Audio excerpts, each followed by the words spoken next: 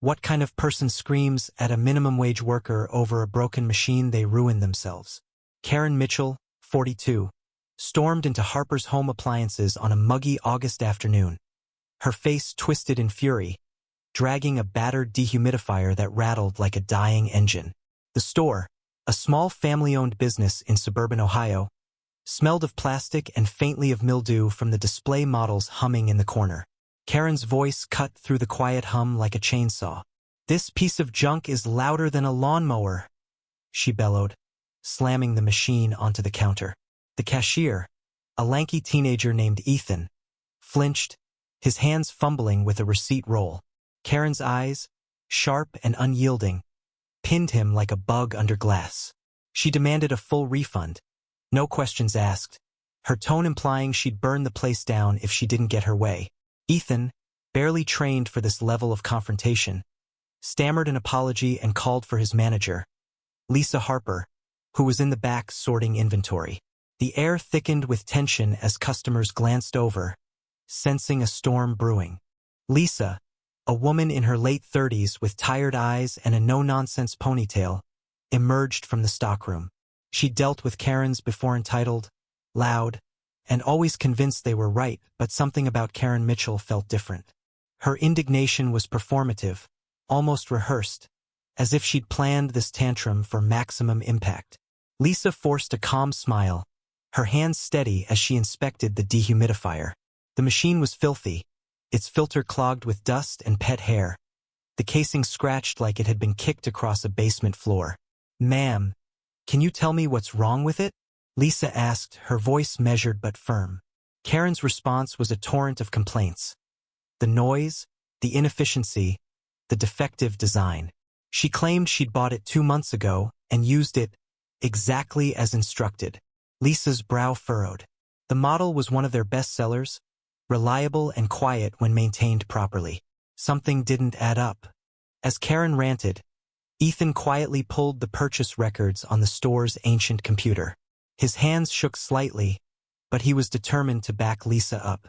The receipt, dated 10 weeks prior, confirmed Karen's purchase, but there was no warranty extension, no record of maintenance inquiries. Lisa glanced at the receipt, then at the dehumidifier's serial number. She noticed something odd.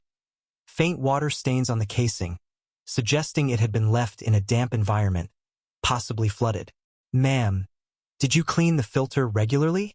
Lisa asked, her tone still polite but probing. Karen's face reddened, her voice climbing an octave. "Are you accusing me of breaking it? I paid good money for this. I know my rights." The accusation hung in the air, drawing the attention of a lone customer, an older man browsing air purifiers, who now watched with quiet curiosity. Lisa didn't flinch. She'd learned long ago that people like Karen thrived on intimidation, but Harper's was her family's legacy, and she wasn't about to let it be bullied. She explained the store's refund policy: 30 days for returns, unless the product was defective due to manufacturer error. Karen's dehumidifier, however, showed clear signs of neglect. The filter hadn't been cleaned in weeks, maybe ever, and the water stains hinted at improper storage. Lisa offered to repair it at a discount, but Karen wasn't having it. "I want my money back, or I'll sue," she snapped, her voice echoing through the store. Ethan, still at the computer, froze, his eyes darting to Lisa for guidance. The older customer shifted uncomfortably, but Lisa held her ground. She wasn't just fighting for policy, she was fighting for fairness, for her staff, for the principle that actions have consequences. The standoff escalated as Karen pulled out her phone, threatening to record the interaction and expose the store online. Lisa's heart sank, not because she feared the threat, but because she knew how easily a viral video could twist the truth. She'd seen it happen to other small businesses. One angry customer, one edited clip, and years of hard work could crumble. Still, she refused to cave. "Ma'am, you're welcome to record, but the evidence is right here," Lisa said, gesturing to the dehumidifier. She opened the filter compartment, revealing a thick layer of grime. Karen's eyes flickered with something guilt. Maybe, but she doubled down, accusing Lisa of planting the dirt. The absurdity of the claim almost made Lisa laugh, but she held her composure. Ethan, emboldened by Lisa's calm, piped up. "I can check the security footage," he said, pointing to a camera above the counter. Karen's face twitched, her confidence faltering for the first time. That's when the twist hit. The older customer, who'd been quietly observing, stepped forward.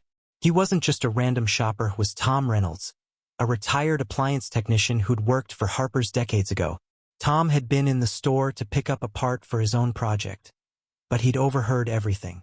"I've seen this model before," he said, his voice gravelly but authoritative.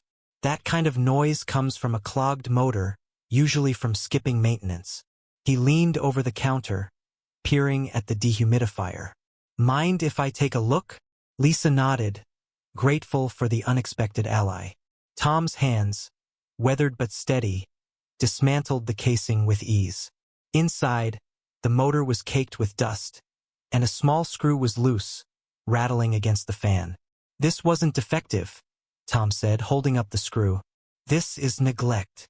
Karen's mouth opened, then closed, her bluster deflating like a punctured balloon. The truth was undeniable, but she wasn't ready to surrender, not yet. Karen's eyes narrowed, her lips curling into a sneer as she jabbed a finger at Tom. "Who are you, some kind of plant? You're all in on this scam." Her voice cracked with desperation, but the accusation landed flat. Tom didn't flinch. He'd dealt with worse in his 40 years fixing appliances. He set the screw on the counter, its tiny glint a silent rebuke to Karen's outburst. Lisa, sensing the tide turning, leaned forward. "Ma'am, we're not scamming anyone. The evidence is clear. You didn't maintain the unit, and that voids the refund." Karen's face flushed a deeper shade of red, her hands balling into fists. She wasn't used to being challenged, let alone exposed. The store felt smaller, the air heavier, as if the walls themselves were closing in on her lies. Ethan, still hovering by the computer, found his courage. "I checked the footage," he said, his voice steadier now. "It shows you bringing in the dehumidifier today, but there's no record of you coming back for maintenance advice." He turned the monitor slightly, revealing grainy footage of Karen storming through the door, the dehumidifier dragging behind her. The timestamp matched the receipt. Karen's eyes darted to the screen, then away, her bravado cracking further. She clutched her phone tighter, as if it could save her, but the threat of recording now felt hollow. Lisa seized the moment. "We're happy to repair it for you, but a refund isn't possible. The policy is clear, and the damage is on you." Her words were firm, not cruel, but they cut through Karen's armor like a knife. The confrontation reached its peak as Karen slammed her hand on the counter, the dehumidifier wobbling precariously. "This is outrageous. I'll call corporate. I'll ruin you," she shouted, her voice trembling with rage. Lisa raised an eyebrow. "We're a family business, ma'am. There is no corporate." The simplicity of the statement hit like a thunderclap. Karen, for all her bluster, was out of moves. Tom crossed his arms, his presence a quiet anchor in the storm. Ethan, now fully invested, added, "We can show you how to clean the filter properly if you want to prevent this again." The offer was genuine, a lifeline, but Karen's pride wouldn't let her take it. She stood there, chest heaving, searching for a comeback that never came. Then came the collapse. Karen's rage, once a roaring fire, began to sputter. Her shoulders slumped, and her eyes darted around the store, avoiding the gazes of Lisa, Ethan, and Tom. The older customer's revelation had stripped away her narrative, and the security footage was the final nail. She muttered something about taking this higher, and grabbed the dehumidifier, dragging it toward the door. But as she reached the exit, she paused, her hand on the handle. The weight of her actions seemed to hit her, not remorse, exactly, but the realization that her tantrum had backfired. She'd come in expecting to bully her way to a refund, but instead, she'd been exposed, her neglect laid bare for all to see. The door chimed as she left, the dehumidifier clattering behind her, leaving an eerie silence in her wake. Lisa exhaled, her hands trembling slightly as the adrenaline faded. Ethan looked at her, wide-eyed, like he'd just survived a war. Tom chuckled, breaking the tension. "Haven't seen a Karen that bad since '98, he said, shaking his head. Lisa managed a smile, grateful for his timing. She turned to Ethan, who was still clutching the clipboard like a shield. "You did good, kid," she said, patting his shoulder. Ethan grinned, a mix of pride and relief.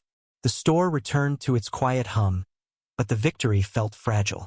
Lisa knew Karen might not be done people like her rarely were. She'd probably post a scathing review, maybe even try to twist the story online. But for now, they'd held their ground, and that was enough. The aftermath lingered like dust settling after a storm. Lisa spent the rest of the day replaying the encounter, wondering if she could have handled it differently. She wasn't proud of the confrontation, but she was proud of her team.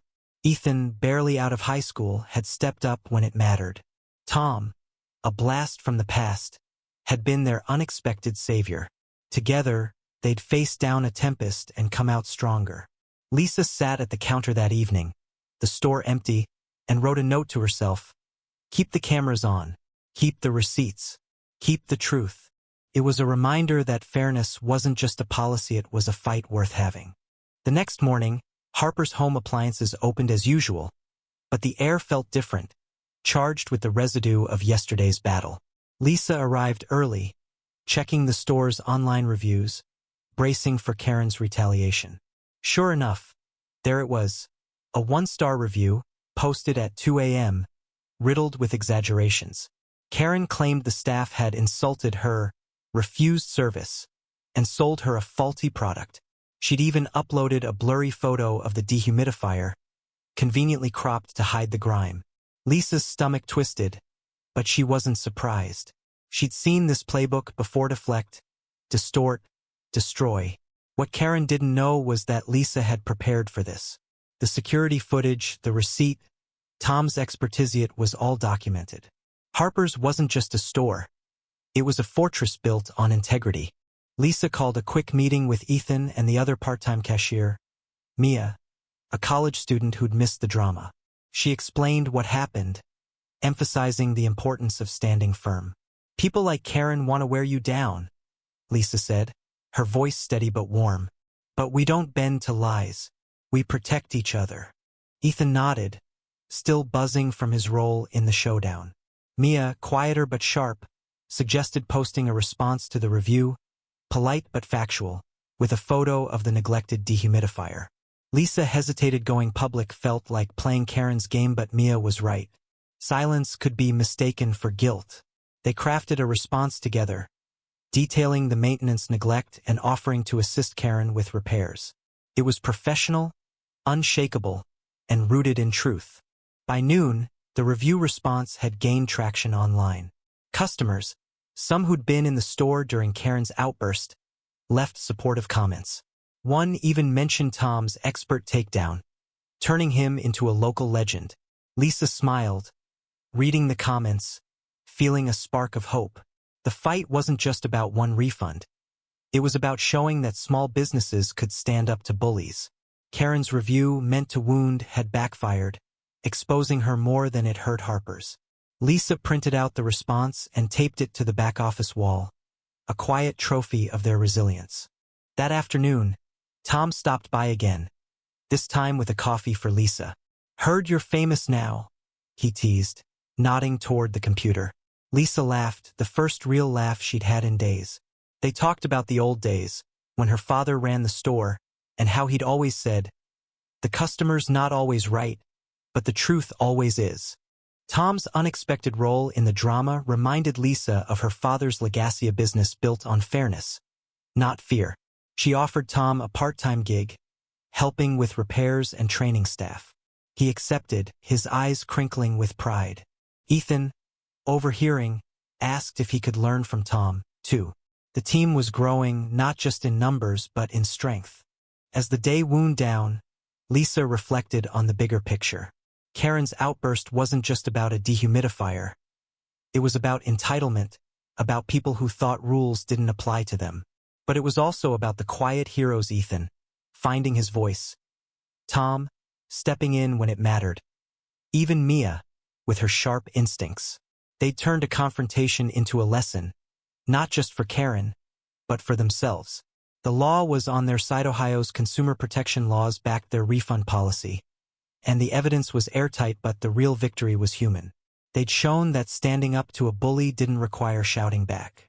It required facts, unity, and a refusal to bow. Karen never returned, though Lisa half expected her to. The dehumidifier sat in the repair queue, unclaimed, a relic of a battle won. Lisa didn't gloat. She didn't need to. The store hummed along, its shelves stocked, its staff a little prouder. Outside, the August heat pressed against the windows, but inside, the air felt lighter. Lisa looked at Ethan, joking with Mia as they restocked filters, and felt a surge of gratitude. They weren't just employees, they were family, fighting for something bigger than themselves. And in a world full of Karens, that was a story worth telling, a legacy worth keeping.